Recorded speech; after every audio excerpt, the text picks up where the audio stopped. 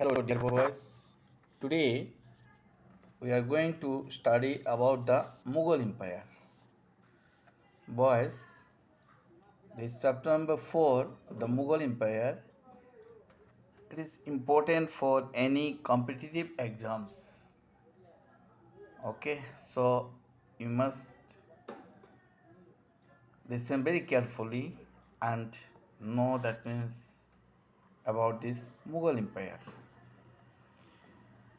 Ruling as large a territory as the Indian subcontinent with such a diversity of people and cultures was an extremely difficult task for any ruler to accomplish in the Middle Ages. See, to rule as large a territory as the Indian subcontinent with see this variety means diversity means wide variety of people and cultures. It was an extremely difficult work. Okay, it was a difficult task for any ruler to fulfill, accomplishments to fulfill in the Middle Ages.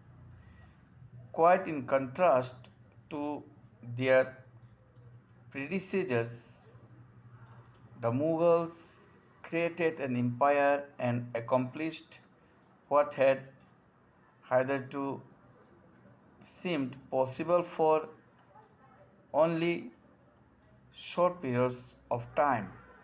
Here,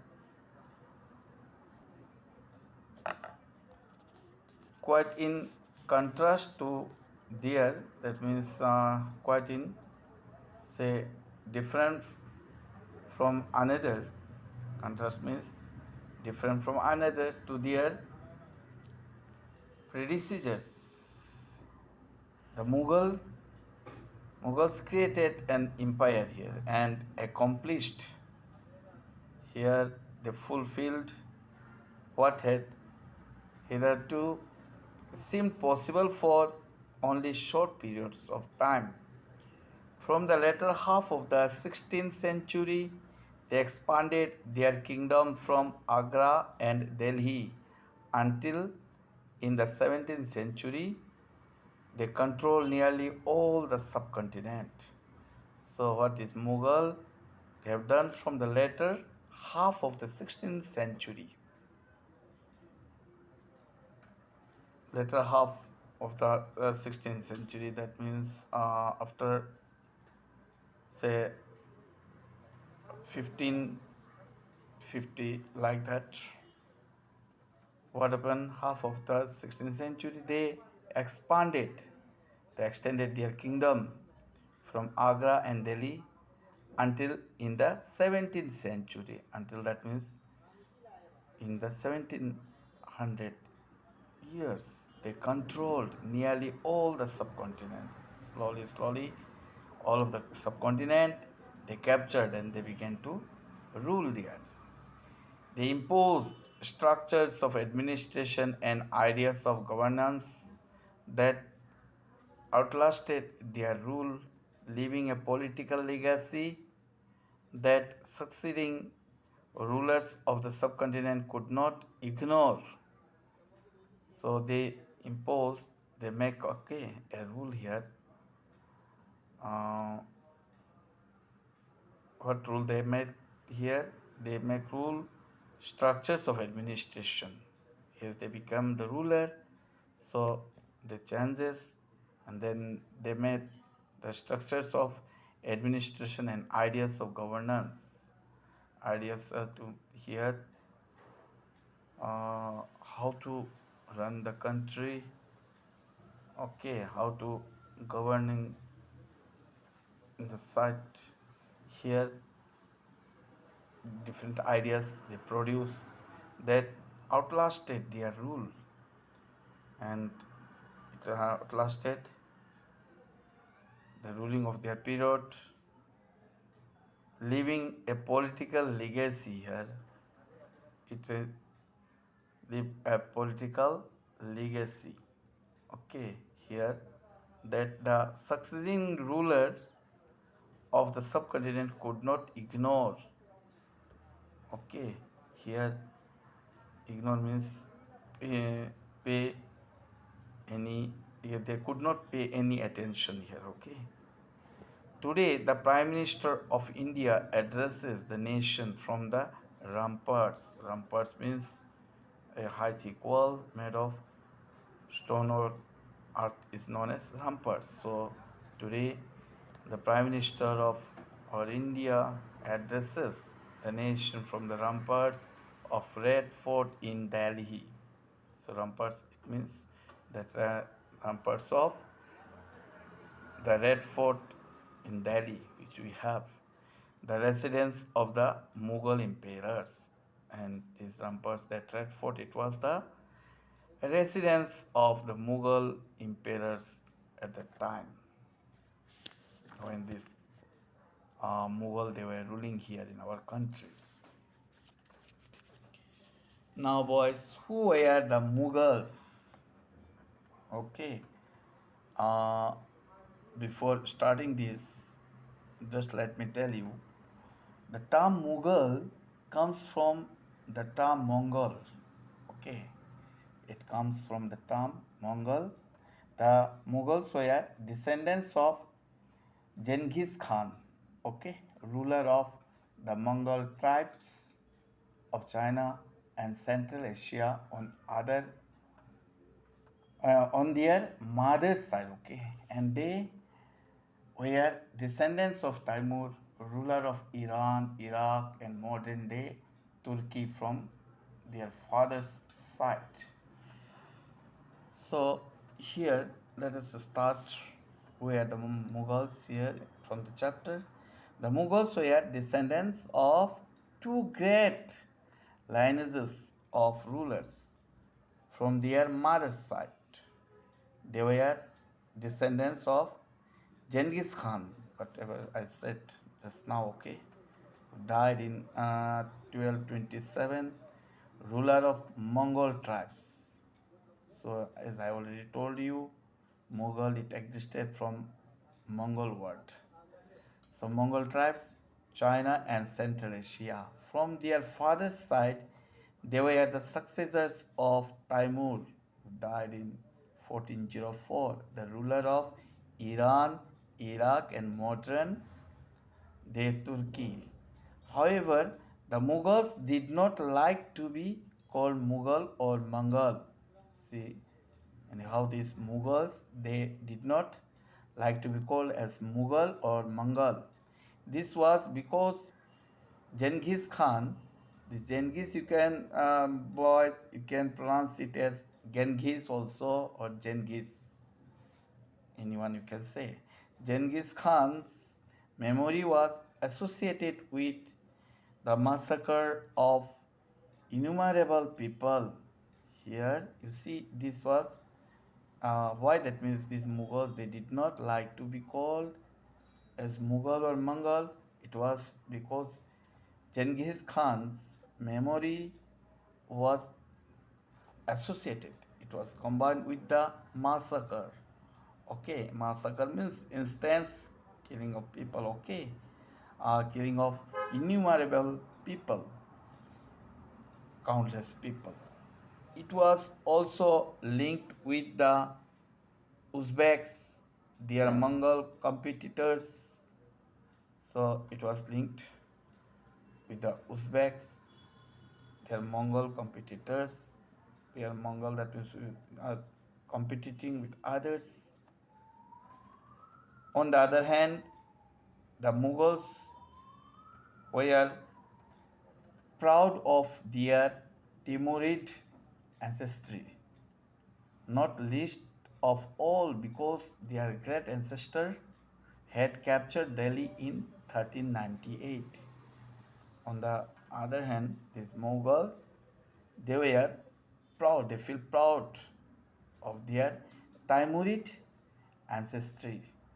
Okay, Timurid ancestry means a descendant from Timur, not least of all because their great ancestor had captured Delhi in 1398. They feel so okay. They celebrated their genealogy pictorially each ruler getting a picture made of Timur and himself. Take a look at figure 1, which is somewhat like a group photograph.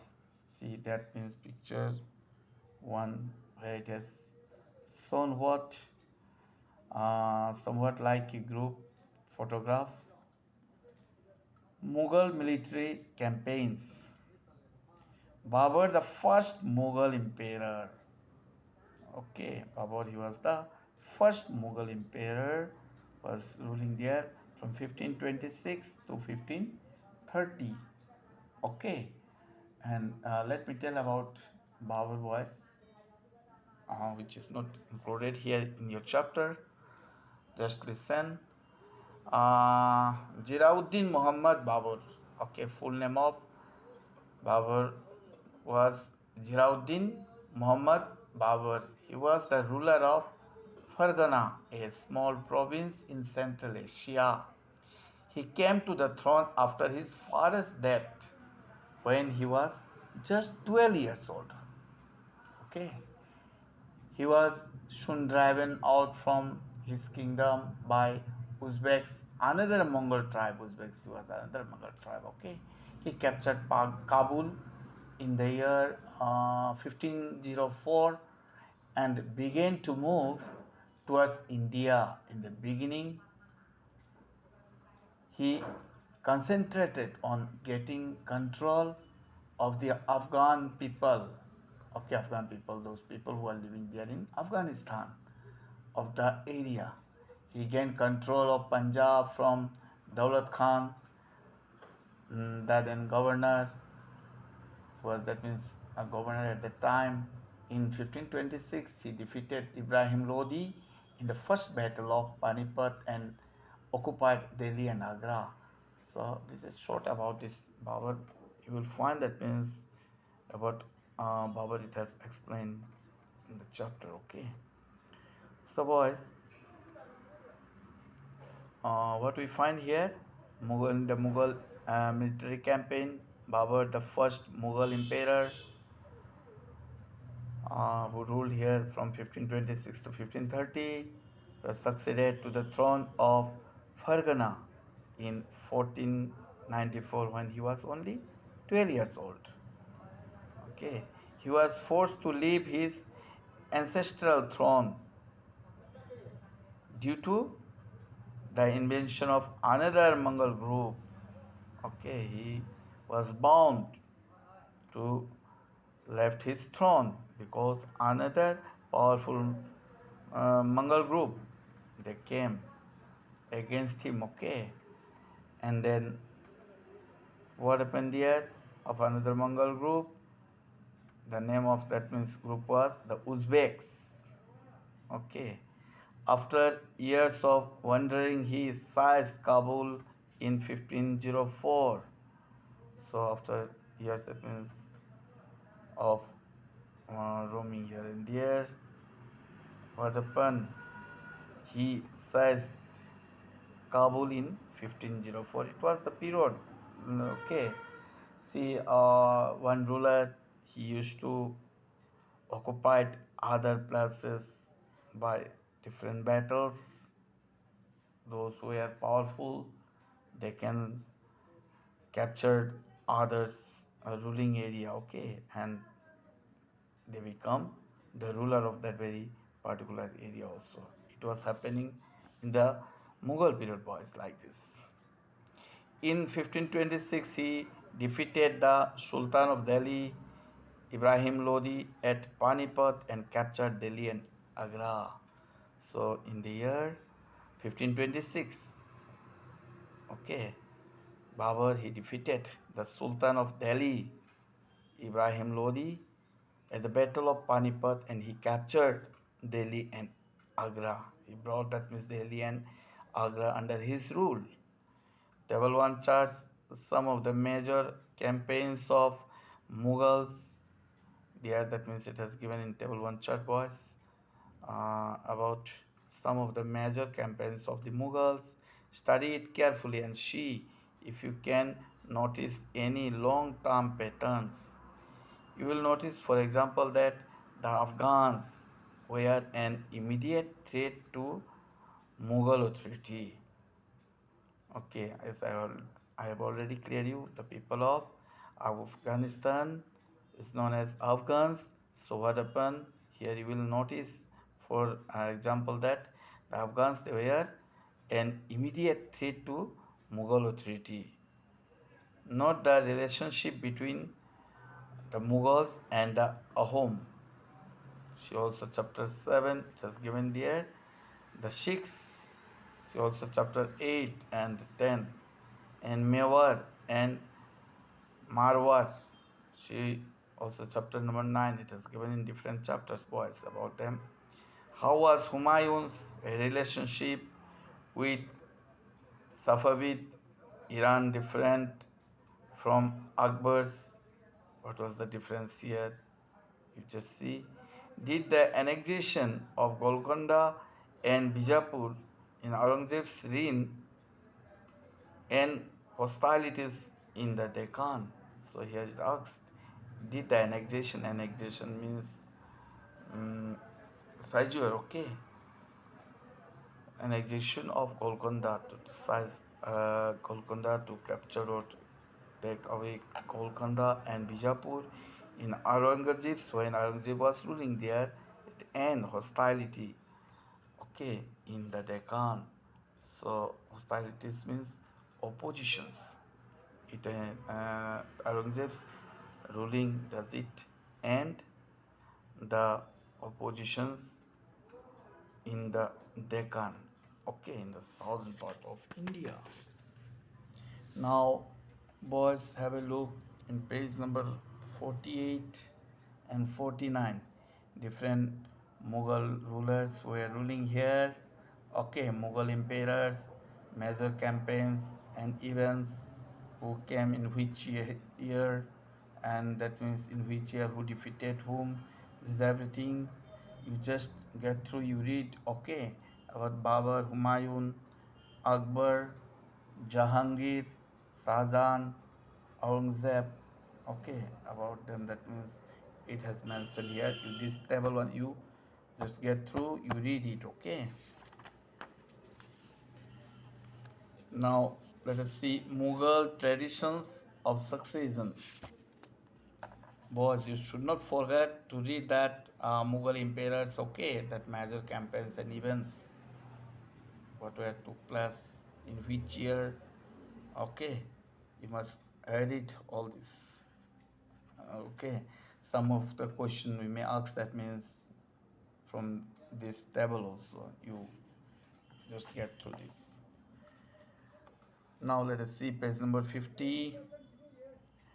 Mughal traditions of succession, or to succeeded, okay, their way, the transmission of customs, okay, or beliefs from generation to generations, that is called traditions. Let us see.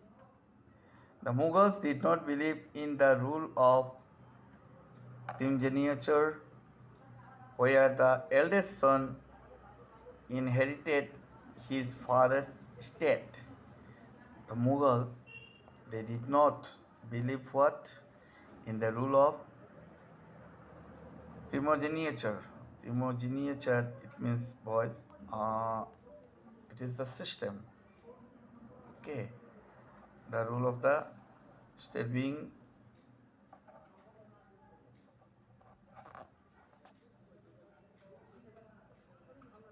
it is, that means, in the way the first,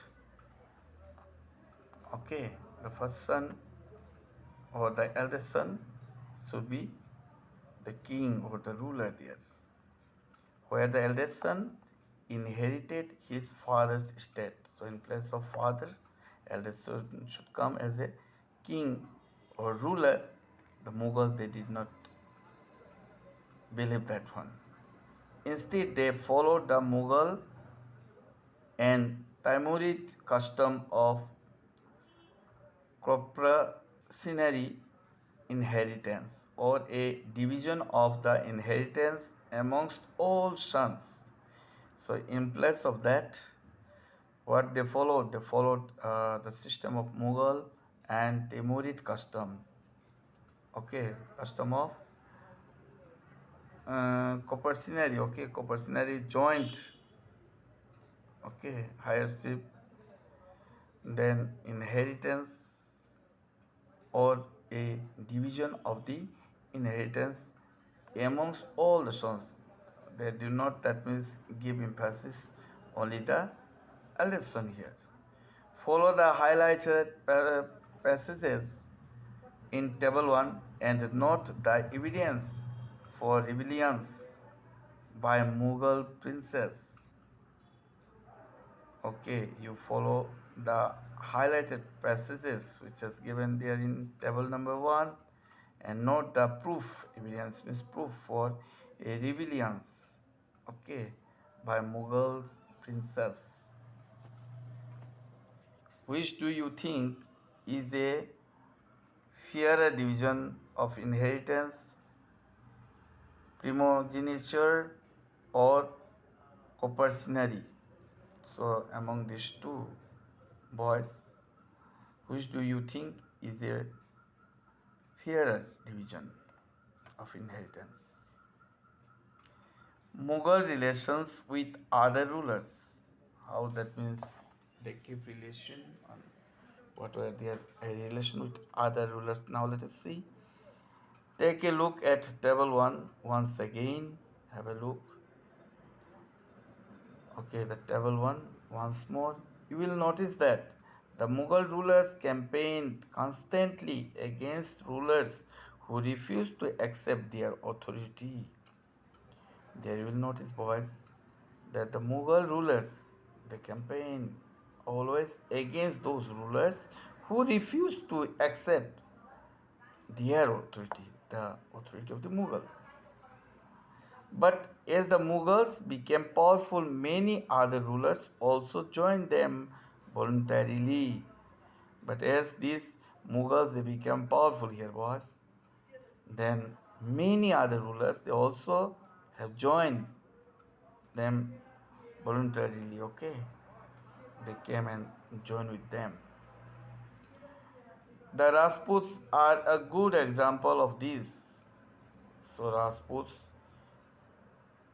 they also joined here.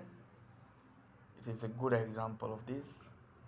Many of them married their daughters into Mughal families and received high positions. So these Rajputs, what they have done, many of them married their daughters into the family of Mughals, and from these Mughals they received high positions. But many resisted as well. But many of them they come what resisted, they disagree, they try to stop, okay, this one as well, this system.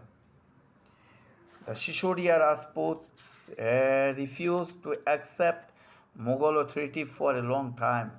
Shishodia Rajput, it is a Rajput group, boys. They defend, okay. They denied, they refused in order to accept Mughals authority for a long time. One defeated, however, they were honorably treated by the Mughals, given their lands back as assignments.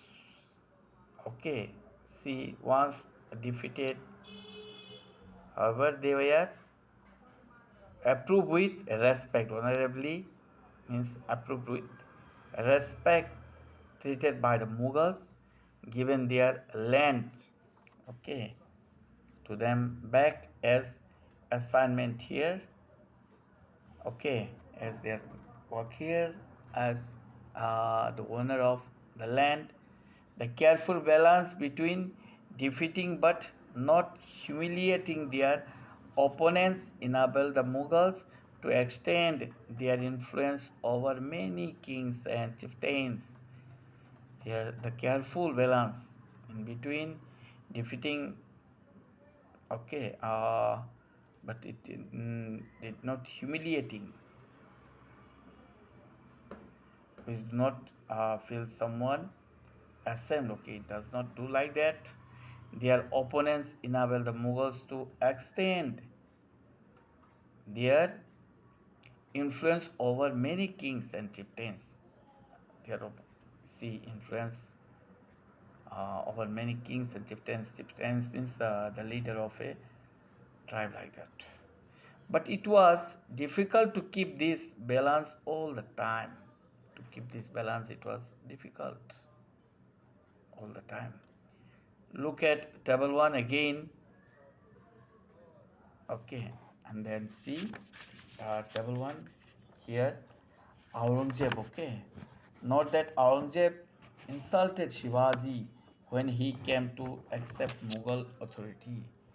Here, note that Aurangzeb he insulted Shivaji. He insulted Shivaji when Shivaji came to accept Mughal authority. What was the consequence of this insult? So, what was the result of this insultation? Mansabdars and Jagirdars. As the empire expanded to encompass different regions, the Mughals recruited diverse bodies of people. As the empire it expanded to encompass different regions. Encompass means surround, have different regions. The Mughals they recruited diverse bodies of people from a small nucleus of Turkish nobles. They expanded to include Iranians, Indian Muslims, Afghans, Rajputs, Marathas, and other groups. Here, from a small nucleus of Turkish, from that small team nucleus means central part like that, okay, of Turkish novels, they expanded to include these Iranians, people of Iran's, then Indian Muslims, Afghans, Rajputs, Marathas, and other groups.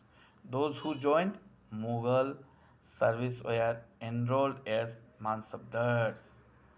And then Mansabdars means military commander's boys. Those who joined this Mughal service, they were enrolled, they were included as military commander, like that, okay. The term Mansabdar refers to an individual who holds a mansab. Okay, mansab means a rank or position, boys. It is an Arab word. So the term Mansabdar it denotes to an individual who holds a mansab, who holds a rank or position, meaning a position or rank. Okay, it was a grading system used by Mughals to fix rank, salary, and military responsibilities. These Mansabdars, it was a grading system which was used by the Mughals in order to fix rank, salary, and military responsibilities. Rank and salary were determined by a numerical value called Jat. Rank and salary, these were indicated by numerical value which is known as Jat. The higher the Jat, the more prestigious was the noble's position in court and the larger his salary. So it was the system, it was the higher the Jat, here the more prestigious, he was more reputable, okay, and was the noble's position in court and his salary was also larger. The Mansabdar's military responsibilities required him to maintain a specified number of sawar or cavalrymen. The Mansabdar's military their responsibilities uh, their responsibilities required for him to maintain a specified number of shower. Okay, here shower or cavalry. Shower means it is a Arab word. Okay, or in Hindi also it's said rider, riding. Okay, horse rider, good shower like that. Or cavalry. Cavalry means a cavalryman means person who is riding, or army who is riding a horse. The Mansabdar brought his cavalrymen for a review, got them registered, their horses branded, and then received money to pay them a salary. These Mansabdars, they brought, okay, this Mansabdar, he brought his cavalrymen for review and got them registered, their horses branded, and then they received money to pay them a salary. Mansabdars received their salaries as revenue assignment called jagirs, which were somewhat like iktas. So Mansabdars boys, they received their salaries as a revenue. That means tax collector like that. Assignments called jagirs, which were somewhat like iktas. But unlike muktis, okay, jagirs means land which is given to a person by king as a gift. Okay, owner, he become the owner, which were somewhat like iktas. Then, but unlike a muktis, most mansabdars did not actually reside in or administer their jagirs. They only had rights to the revenue of their assignments, which was collected for them by their servants, while the mansabdars themselves served in some other part of the country. Here was uh, they only had what, the rights to the revenue. Okay, here uh, money regularly received by government, company, etc. is known as uh, revenue was. So they had rights to the revenue of their assignments, which was collected for them by their servants, while the Mansabdars themselves served in some other part of the country. So in Akbar's reign, these Jagirs were carefully assessed so that their revenues were roughly equal to the salary of the Mansabdar. So at the time of Akbar ruling, these Jagirs were carefully assessed. Okay, about that means this Jagir, it was very carefully looked, and he has done what in such a condition that so that their revenues were roughly equal to the salary of the Mansabdar. By Aurangzeb's reign, this was no longer the case, and the actual revenue collected was often less than the granted sum. So again, when Aurangzeb he was ruling at the time, this was no longer the case, and the actual revenue collected was always less than the granted sum. There was also a huge increase in the number of mansabdars, which meant a long wait before they received a jagir. So there was also a uh, huge increase, okay, very big increase in the number of mansabdars, which meant a long wait before they received a jagir.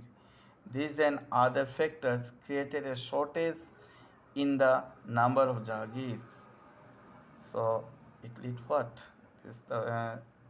These and other factors. It created a shortage in the number of jagirs there. As a result, many jagirdars tried to extract as much revenue as possible while they had a jagir. When that means he was on a land at the time, he was trying what? Uh, Here I mean that Jagirdars tried to extract as much revenue as possible while they had a Jagir, while they had a land there. Aurangzeb was unable to control these developments in the last years of his reign, and the peasantry therefore suffered tremendously.